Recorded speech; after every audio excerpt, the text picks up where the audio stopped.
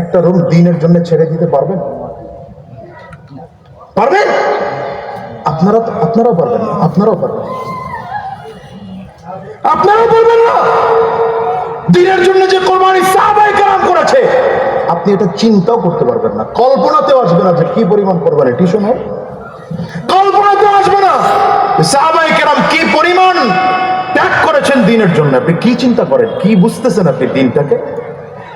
এমনি এমনি মদিনার ইসলাম এখানে চলে আসছে। নবী বলেন, ইসলাম বাদা গরিবান ওয়া সায়াউদু কামা বাদা গরিবা। ইসলাম তো মদিনা থেকে ছোট হয়ে গোটা পৃথিবীর মধ্যে ছড়িয়েছে, আবার অতি শীঘ্রই তোমাদের অবহেলার কারণে মদিনার ইসলাম মদিনায় চলে যাবে।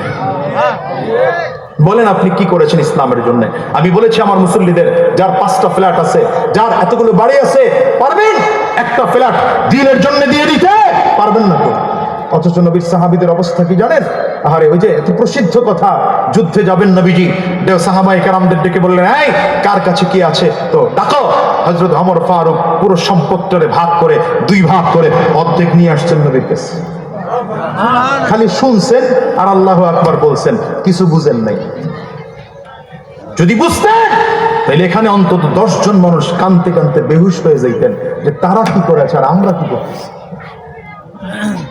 বলেন একজন মানুষ দাঁড়ায় বলেন যে হুজুর আমার বুকে সাহস আছে, আমার 5টা বাড়ি আল্লাহ করার তৌফিক দিয়েছে, একটা বাড়ি দিয়ে দিলাম মাদ্রাসায়।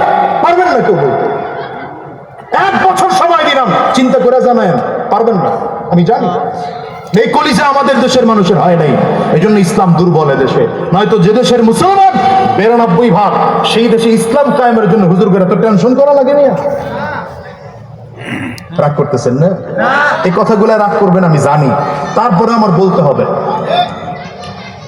আবু বকর, হযরত ওমর ফারুক কত কানছেন দেখছেন? কথা কয় না লোকগুলো, ধরা খেয়ে গেছেন কেন? কত আছে? হযরত আবু বকর সিদ্দিক ছোট্ট একটা পটলাই করে নিয়ে আসছে। নবীজি ডাক দেয়, আবু বকর ওমর কত কানছ? হযরত ওমর বলেন, হুজুর যা ছিল সম্পদ অর্ধেক ভাগ করে নিয়ে আসছে। আবু বকর তুমি কতটুকু আনছো? হযরত আবু বকর বলেন, হুজুর বেশি না, ঘরে যা ছিল তা নিয়ে আসছি।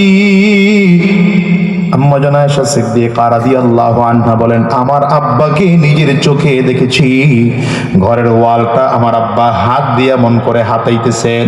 আমি আমার আব্বাকে জিজ্ঞাসা করলাম, আব্বা গো আপনি এমন করে হাত হাতাইতেছেন কেন? বলে, আমি দেখি আমার কোন ওয়ালের মধ্যে একটা সুই আছে কিনা, কোথাও একটা ছোট্ট সুতা রাখা আছে কিনা। যদি সুইটাও আমার ঘরে থাকে আমি সেটারেও নিয়ে আমার নবীর সামনে দাঁড় করাবো। এটা হলো সাহাবী, এই কারণে তারা সাহাবী হয়েছে, খায়রুল কুরুনি করনির মানুষ হয়েছে। তুমি আমি তো মানুষই হইতে পারি নাই। যুদ্ধে যাবেন নবীজি, কথা লম্বা হয়ে যাইতেছে। যুদ্ধে যাবেন নবীজি, মিম্বরে বসে সাহাবায়ে কেরামদেরকে বললেন, যুদ্ধে যাব তো তরবারি ঘোড়া লাগবে, উট লাগবে, কে কি দিবা? হযরত উসমান রাদিয়াল্লাহু আনহু লাফ দিয়ে দাঁড়ায় গেলেন। উসমান বিন আফফান রাদিয়াল্লাহু আনহু, হুজুর যুদ্ধে যাবেন, টেনশন করা লাগবে না, 100 উট আল্লাহর রাস্তায় দিয়ে দেব। কত উট? কত উট? উটের দাম কত বাংলাদেশে এখন? হিসাব মিলাইছেন? বাংলাদেশে তো উটই পাওয়া যায় না। কত দিবেন বলেন না? নবী আমার চেহারাটা ডান দিকে করে বলেন, ডান দিক থেকে কে আছো? হযরত উসমান দৌড়ে আবার ডান পাশে এসে বলে, হুজুর আরো 100 দেব। কত হইল? শুনে রাখে বড় লোক যারা বলছেন না, এরাও শুনে রাখে। বাম দিকে আবার নবীজি চেহারা ঘুরাইলেন, বাম দিক থেকে কে কি দিবা? হযরত উসমান বিন আফফান দৌড়ে আবার বাম সাইডে গিয়া, হুজুর আরো 100 দেব। কত হইছে? এবার আমার নবী হযরত উসমান বিন আফফান রাদিয়াল্লাহু আনহুর দানের ধরন দেখা বলতে বাধ্য হলেন, উসমান ছাড়া আর কে আছো যুদ্ধের জন্য দান করবা? এমনি খায়রুল কুরুন হইছে না? এই জন্য সাহাবীদের সাথে কারো তুলনা হয় না। নবীরা মাসুম, সাহাবীরা মাহফুজ। মাসুম আর মাহফুজের মধ্যে পার্থক্য বুঝেননি? মাসুম আর মাহফুজের মধ্যে পার্থক্য বুঝেননি? মাহফুজ মানে হলো, মাসুম মানে হলো যাকে দিয়ে আল্লাহ গুনাহ করানি নাই। কে তিনি? নবী। কে তিনি? যারে দিয়ে নবী গুনাহ, আল্লাহ গুনাহ করানি নাই, যাকে আল্লাহ তাআলা গুনাহ মুক্ত রেখেছেন, তিনি হলেন মাসুম। আর সাহাবায়ে কেরাম হলেন মাহফুজ। তার মানে সাহাবায়ে কেরামদের থেকে 2-4টা গুনাহ হয়ে গেছে, কিন্তু গুনাহ নিয়ে কবরে যাইতে দেন নাই, মৃত্যুর আগে আগে তওবা করা পবিত্র বানায়া ফেলাইছে। তাইলে পড়া, এই কোন ওয়াহির প্রথম সবক কি? জোরে কোন, জোরে কোন, জোরে কোন।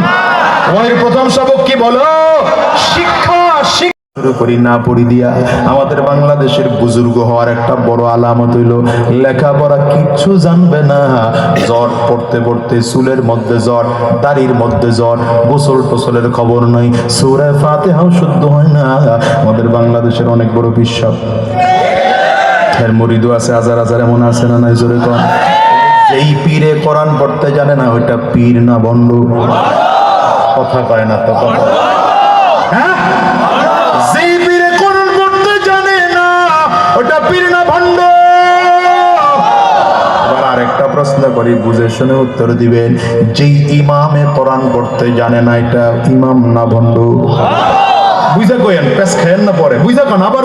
আবার প্রশ্ন করলাম, বুঝে শুনে উত্তর দিয়েন। যদি কোনো ইমাম কোরআন পড়তে জানে না এটা ইমাম না ভণ্ড? মাশাআল্লাহ, একমত।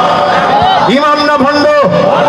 তাইলে মসজিদের যাকে আপনি ইমাম মানে শুধু 5 ওয়াক্ত নামাজের ইমাম, তাহলে রাষ্ট্রের ইমাম যিনি, সে যদি কোরআন পড়তে না জানে ওটাও রাজনৈতিক নেতা নয়, ওটাও ভণ্ড।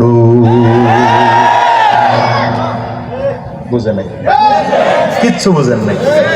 কি বুঝছেন? কিছুই বুঝেন নাই। কিছু বুঝেন নাই, এটাও বুঝেন নাই। এই জন্য তো হুজুর ছিলেন না। হ্যাঁ, এটা তো ছোট ইমাম মিয়া, ইমামতের ছোকরা, আর ওটা হলো। এখন তো মাশাআল্লাহ ইমামরে গোলাম বানায় রাখছেন। মসজিদের ইমাম সাহাবীদের যুগে আলাদা কেউ ছিল না, কারণ আমার নবী যতদিন জমিনে বেঁচে ছিলেন, গভর্নমেন্ট অফ মদিনার প্রেসিডেন্ট ছিলেন, ততদিন মসজিদে নববীর ইমামও ছিলেন আমার নবী। নবী ইন্তেকাল করেছেন, আবু বকর সিদ্দিক রাদিয়াল্লাহু আনহু খলিফাতুল মুসলিমিন, আমিরুল মুমিনিন, তিনি আবার মসজিদ নববীর ইমাম। হযরত আবু বকর সিদ্দিক ইন্তেকাল করলেন, ওমর ফারুক খলিফাতুল মুসলিমিন, ওমর ফারুক আমিরুল মুমিনিন, তিনি আবার মসজিদ নববীর ইমাম। হযরত ওমর ইন্তেকাল করলেন, উসমান বিন আফফান গভর্নমেন্ট অফ মদিনার প্রেসিডেন্ট। এটা কেন বললাম আমিরুল মুমিনিন কইলে আপনারা মনে করবেন এটা মনে হয় আরেক জগতের হালুয়া। ওটা আমিরুল মুমিনিন কইলে বুঝে টুঝে না, খলিফাতুল মুসলিমিন কইলে বুঝে না। খলিফা কয় আমাদের দেশের দর্জি করে, অথচ খলিফা মানে হলো রাষ্ট্রপ্রধান। আকুরে তাকাই দিয়েছেন কেন? নতুন কথা শুনতেছেন? খলিফা হলো যিনি রাষ্ট্রপ্রধান, তারই কয় খলিফাতুল মুসলিমিন। আর আমাদের দেশে খলিফা মানে হইলো দর্জি সাহেব, আর কাজী মানে হলো বিচারক, আর আমাদের দেশে কাজী হইলো বিবাহ রেজিস্টার। কাফির মুশরিকরা ইসলামের পরিভাষাটারে কি পরিমাণ বিকৃতি করে কত উঁচু জায়গা থেকে কত নিচু জায়গায় নিয়ে গেছে, আপনি চিন্তা করছেন? এই জন্য বললাম উসমান বিন আফফান রাদিয়াল্লাহু আনহু খলিফাতুল মুসলিমিন ছিলেন, আমিরুল মুমিনিন ছিলেন, তার মানে গভর্নমেন্ট অফ মদিনার প্রেসিডেন্ট ছিলেন। আবার তিনি মসজিদে নববীর ইমাম ছিলেন। হযরত আলী রাদিয়াল্লাহু আনহু তিনিও তো একই অবস্থা। এবার আপনাদের কাছে একটা প্রশ্ন করি, বুঝে শুনে উত্তর দেন। ওই স্বাধীনতার পর থেকে আরম্ভ করে এখন পর্যন্ত যারা আমাদের দেশের প্রধান ছিল সবাই বাইতুল মুকাররমের ইমাম ছিল।